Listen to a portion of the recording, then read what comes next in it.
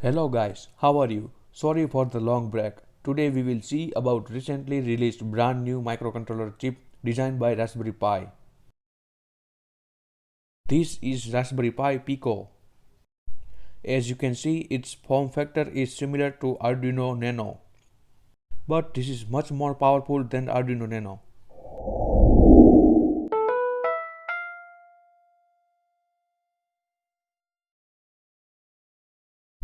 In this video, we will see first of all specification of microcontroller, then installation of MicroPython, then set up Tony Python IDE for Pi Pico, then Hello World program, then text input, then LED blink program, then run code when it boots up, then button input, then test code for temperature.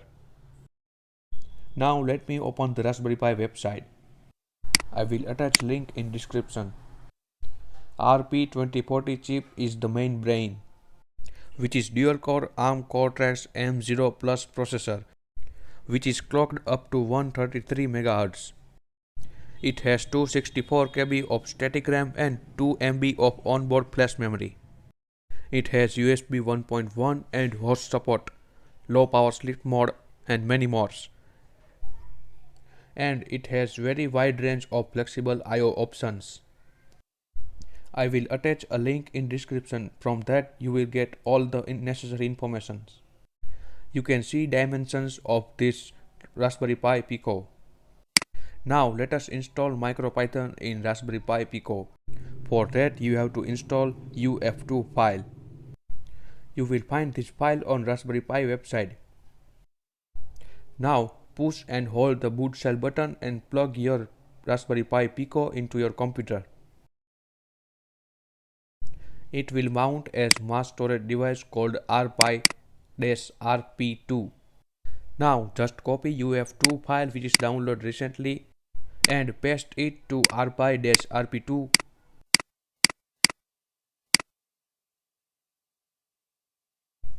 After that it will automatically reboot your Raspberry Pi Pico.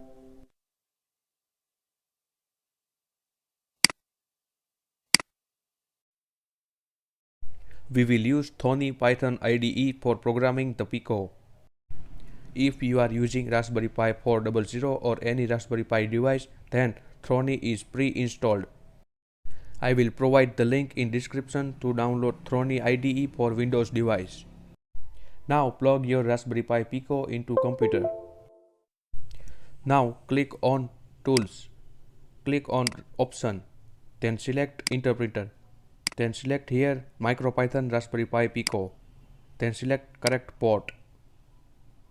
Then click OK. As you can see, it shows Raspberry Pi Pico. If we want to run any program, we have to click on this button. And if we want to stop it, then press this stop button. Now let us write Hello World program, which is very simple. That's it. Now let us run this code. For that you have to press this play button. First of all we have to save this code. It shows two options. You can save this code in your computer or Raspberry Pi Pico whenever you want it. I will save this code in Raspberry Pi Pico. Give the name helloworld.py. Then it will execute this code. As you can see, it prints hello world. Now let us try simple text input code. I will write simple text input code here. This will print according to your input. Now let us execute this code. Save this in your device, give it a name .py and click OK.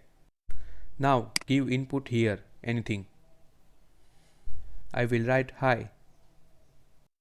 As you can see, output is same as input.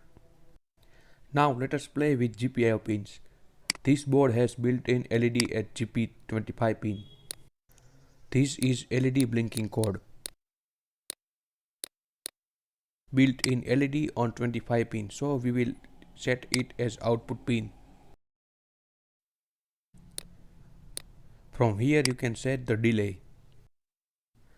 LED 1 means LED will turn on and LED 0 means LED turn off. This delay in seconds. Let me set delay in 0.2 seconds.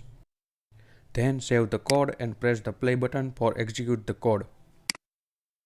As you can see, LED is blinking.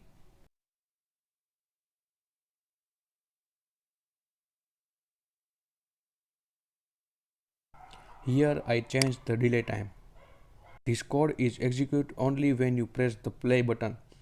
If you connect this Raspberry Pi board to any other power supply, it will not execute the code.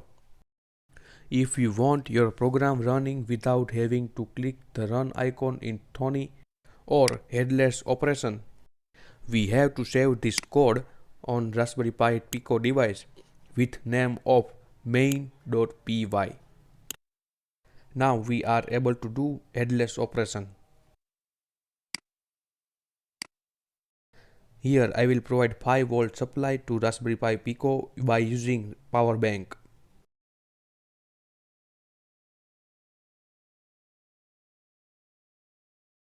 As you can see, LED is blinking.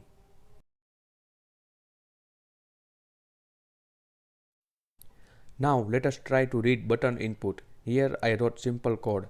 This will read the button state. If input is high, then LED will turn on, and input is low, then turn off. We will use built-in LED. And input pin is GP15. Now let us run this code. As you can see, I connect 10K pull down resistor between 15 and ground. Now if I connect pin number 15 to VCC, means 3.3V, it will turn on the LED. And yes, this controller works on 3.3V logic level. This Raspberry Pi Pico has built-in temperature sensor on ADC4 pin. Let us see how to get temperature reading. This is the code for temperature reading. Run this code. As you can see, this shows temperature. Overall, I love this controller. It has much more speed than Arduino. You can program this controller with MicroPython or as well as C, C++. In this video, we see Raspberry Pi Pico in action with MicroPython. All the codes used in this video you will find in description. So I hope you get some idea about new Raspberry Pi Pico microcontroller. If you like this video, share it with your friends and don't forget to subscribe.